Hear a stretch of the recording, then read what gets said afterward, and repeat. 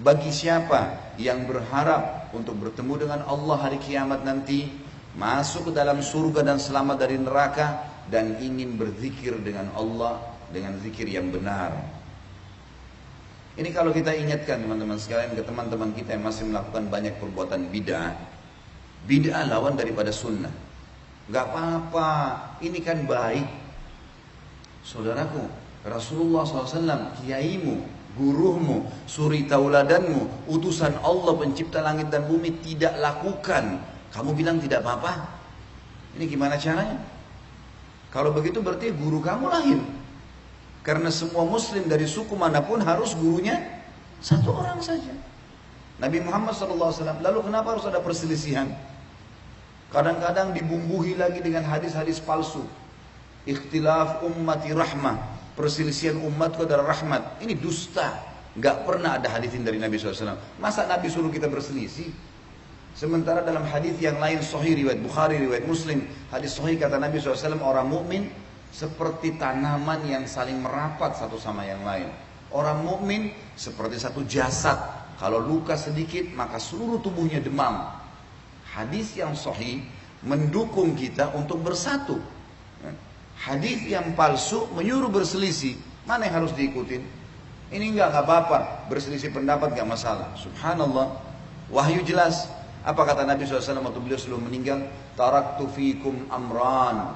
Ma in tamassaktum bihima lan tadillu abada. Kitabullah wa sunnati. Saya akan meninggal nih, kata Nabi SAW. Saya tinggalkan buat kalian dua pedoman utama.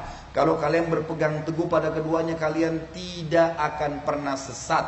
Kata ulama, sesat, berselisih, menyimpang, saling musuh-memusuhi tidak akan pernah terjadi kalau kalian berpegang pada itu. Kata Nabi SAW, Kitabullah wa sunnati. Ikuti Al-Quran dan sunnahku. Lalu hadis yang sahih yang jelas sekali. Kata Nabi SAW, Yahudi terpecah menjadi 71 golongan. Hati-hati, nanti akan ribut tuh mereka. Nasrani juga 72 golongan. Sayangnya kalian juga akan terpecah menjadi 73 golongan. Lebih banyak lagi. Kalau kata Nabi SAW, yang 73 itu, yang Yahudi Nasrani sudah pasti masuk neraka. Yang 73 pun dari kalian akan masuk neraka semua tuh. Masuk neraka dulu, nanti baru masuk surga. Tapi masuk neraka dulu. Kecuali satu, kata Nabi SAW. Ada satu yang masuk surga tanpa hisab. Para sahabat penasaran, ya Rasulullah, siapa yang satu tuh? Kata Nabi SAW, makana ana alaihi wa ashabi. Orang yang mengikuti ajaranku dan sahabat-sahabatku. Kembali ke mereka. Al-Quran turun kepada siapa? Nabi Muhammad SAW. Nabi Muhammad ajarkan kepada siapa? Sahabat Nabi. Selesai. Ini konsep kita. Sekarang umat Islam gak mau tahu. Oh itu zaman Nabi dan sahabat sudah kuno dulu. Tinggalin aja. Subhanallah. Kalau begitu Anda mau belajar wahyu dari mana? Kalau mau buat ajaran silakan. Muncul Ahmadiyah, muncul liberal, muncul ini. Semuanya dasarnya penolakan terhadap landasan awal agama. Sudah jelas, mau jaluri silakan. Nabi SAW sudah ingatkan, ini bukan perkataan saya. Semuanya masuk neraka tuh, kecuali satu, yang berpegang pada apa yang saya ajarkan dan sahabat-sahabat saya. Sudah cukup. Pelajari dari Nabi SAW, bagaimana pendapat sahabat, kembangin. Udah, itu saja. Sekarang banyak orang subhanallah lebih pintar daripada Nabi Muhammad SAW. Kenapa saya bilang begini? Ada sebuah buku saya tulis. Judulnya Kiaiku Muhammad, kiai Anda siapa? Untuk meluruskan banyak pemahaman. Banyak di Indonesia ini kiai-kiai, ustad-ustad, siapalah julukan mereka, melakukan perbuatan-perbuatan dalam Islam yang baru. Gak ada. Di generasi awal Islam gak ada. Gak Nabi contohin, gak sahabat contohin. Mereka ngarang-ngarang. Ditanya, kenapa Anda lakukan itu? Adakah contohnya? Gak ada sih. Terus kenapa? Kan baik. Kan bagus. Kan ini syiar. Alasan beragam macam. 1001 alasan dicari. Bukannya, oh iya tidak ada landasan. Tadi ingat hadis Nabi, dua pedoman, Al-Quran dan Sunnah. Ada landasannya enggak? Ada ayatnya enggak? Ada hadisnya enggak? Pernah disampaikan enggak? Enggak ada. Mereka sendiri ngakuin enggak ada. Baik, kenapa dilakukan? Bagus, baik. Syiar. Ini berarti sama saja dia mengatakan, maaf Rasulullah, saya lebih ngerti daripada anda. Rasulullah SAW gak contohin terus dia mau kerjain gimana nih? Hanya alasan baik. Bayangkan kalau semua orang beralasan ini baik, ini syiar, lalu mereka mau leluasa melakukannya. Kira-kira yang tertinggal dari agama apa? Nggak ada lagi. Sudah nggak murni dan diwahyu itu. Padahal ingat sabda Nabi tadi awal saya sebutkan, dua pedoman. Kalau kalian berpegang teguh pada keduanya, tidak akan pernah sesat, tidak akan susah. Ini Nabi waktu mau meninggal disampaikan sallallahu alaihi wasallam. Kitabullah wa sunnati. Ingat Al-Quran dan sunnah. Ustaz, kiai, habib, siapapun depan anda kalau menyampaikan sebuah, ini lakukan ini ya. Menyampaikan sebuah hukum, tanya, ada ayatnya, ada hadisnya, ada contoh nggak? Kalau ada kerjain, silakan. Kalau nggak ada, untuk apa dibumbu-bumbuhin nih? Untuk apa? Dengan alasan syiar. Banyak yang disunnahkan yang bisa kita syiarkan. Banyak. Pada hari ini banyak muslimin yang merayakan hari lahir Nabi SAW. Diingatkan, Nabi tidak pernah contohin saudaraku. Nabi gak pernah ngerayakan hari lahirnya. Sahabat juga gak pernah ngerayain. Dan munculnya tahun 230 Hijriyah nih. Di zaman kerajaan Fatimiyah, dirayakanlah. Mereka punya 6 macam maulid waktu itu. Maulidnya Nabi Muhammad SAW, Hasan, Husain, Fatimah, Ali, dan juga raja mereka. Dan sampai sekarang di Iran masih dilakukan tuh. Mereka berfaham Syiah. Mereka mengambil dari wilayah Bizantium, orang-orang Nasrani merayakan hari lahirnya Nabi Isa AS. Tarik juga nih ke Islam. Baik Rasulmu, Nabi Muhammad SAW, kiaimu, utusan Allah, nggak pernah ngerayain tuh. Kenapa kamu lakukan? Syiar. Syiar kan bagus. Kita kan baca salawat, saudaraku. Salawat yang Nabi SAW ajarkan sudah ditentukan. Bentuknya, kapan dibaca. Dibaca misalnya habis azan, gitu kan. Habis azan kata Nabi SAW, kalau kalian dengarkan muadzin, ikuti apa yang diucapkan dan bacalah salawat untukku.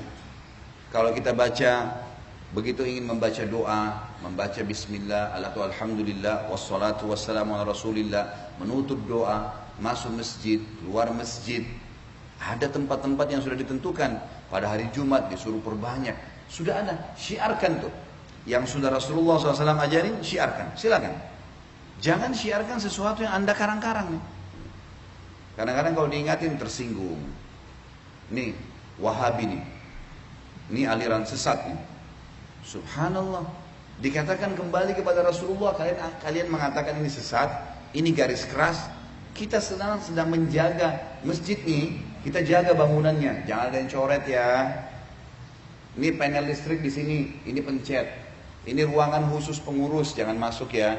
Ini sound system, jangan sembarangan orang yang pegang ya. Peraturan, datang rapi, sholat. Ada sesuatu yang kurang nyaman disampaikan kepada panitia. Hanya gitu kok. Untuk jaga kemurnian Islam. Semua ya, direntet dalam sejarah Nabi SAW dan para sahabat, terutama Khulafaur Rasyidin. Masa kejayaan Islam berjaya pada saat itu. Karena berpegang pada Al-Quran dan sunnah Nabi Muhammad SAW. Apa beratnya teman-teman sekalian? Kalau anda berpegang pada sunnah Nabi, beratnya apa? Cukupkan dengan itu saja, nggak usah tambah-tambahin. Selesai. Kan bisa ya? Tapi orang-orang nggak mau, dibumbu-bumbuhin. Hadis yang lain, kata Nabi SAW, Alaikum bisunnati wa sunnatul khurafa'ur rasyidun al-mahdiyun min ba'di. Berpegang pada sunnah-sunnahku yang aku contoh-contohkan, dan sunnah khulafaur rasyidin Abu Bakar, Umar, Uthman, Ali radhiyallahu anhum ajma'in. Addu 'alaiha bin nawajid. Pegang teguh pada keduanya walaupun dengan gigi geraham kalian. Nabi SAW sudah tahu nih, nanti ada orang buat-buat nih yang tidak bertanggung jawab, suka ngarang-ngarang. Kata Nabi, berpegang teguh walaupun dengan gigi geraham kalian. Wa iyyakum wa muhdatsatil umur, dan hati-hati jangan tambah-tambah nih agama, gitu kan.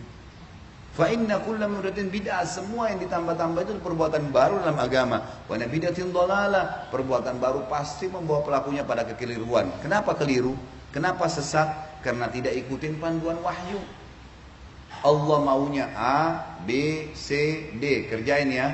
Tinggalkan Z ya, dan seterusnya. Ini nggak boleh. Baik, sudah ada jelas panduannya. Enggak, datangkan yang lain. Nggak bisa, nggak akan ketemu.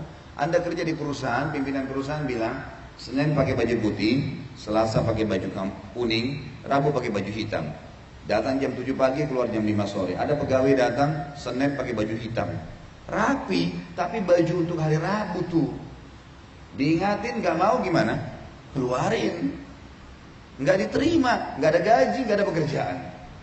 Bangkang dengan peraturan perusahaan. Itu baru peraturan perusahaan, apalagi peraturannya Rabbul Alamin, Tuhan alam semesta. Kenapa sih sekali lagi kalau kita berpegang pada sunnah Nabi SAW, cintai beliau dengan setulus-tulusnya, pertahankan agama ini apa adanya, kan cukup. Bapak Ibu sekalian, yang diperintahkan saja oleh Nabi SAW sudah luar biasa, padat. Ya. Kalau mau yang panjang pun ada yang panjang. Pas bangun azan subuh, ada namanya sunnatul fajr antara azan dan subuh. Kemudian ada sholat fajr. Kemudian ada sunnah Nabi SAW duduk sampai syuruk berzikir pagi. Syuruk ada sholat 2 rakaat, pahalanya sama dengan haji dan umrah, sempurna. Istirahat sebentar, ada duha. Dari 2 rakaat sampai 12 rakaat. Baik, setelahnya istirahat sebentar ada duhur. Qabliyah duhur 4, duhurnya 4, ba'diyah duhur 4. Sebentar istirahat, ada qabliyah asar 4, ada asar 4 rakaat, ada zikir sore. Nah, tidak ada ba'diyah habis asar. Sebentar istirahat ada maghrib, qabliyah maghrib 2, maghribnya 3, ba'diyah maghribnya 2. Sebentar istirahat ada qabliyah isya 2, ada isyanya 4, ada ba'diyah isya 2. Sebentar istirahat tahajud 8 rakaat dan 3 rakaat witir. Situ kembali lagi ke azan subuh. Ada waktu nih untuk buat ibadah lain. Ini baru yang ini nih, belum kita bicara zikir yang Nabi SAW ajarkan, baca Al-Quran, jenguk orang sakit, mengurus jenazah, ya, bakti dengan orang tua, hadir di majelis ilmu.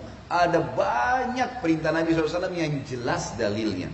Kerjain itu, rutinkan sampai mati, insya Allah masuk surga. Terus ngapain nambah-nambah nih saudaraku? Ini kadang-kadang kalau diingatkan, wah ini garis keras, wah ini begini, wah ini begitu. Subhanallah. Kami pasti akan ingatkan Anda. Kenapa? Karena kalau dibiarkan menjadi penyebab datangnya bencana umum. Ini bahaya nih. Kalau kita biarkan orang-orang yang leluasa melakukan perbuatan-perbuatan salah yang Allah Azza wa Jalla tidak perintahkan, Rasulullah SAW sebagai utusannya tidak mengajarkan, maka akan menjadi bencana umum. Berbahaya kalau datang.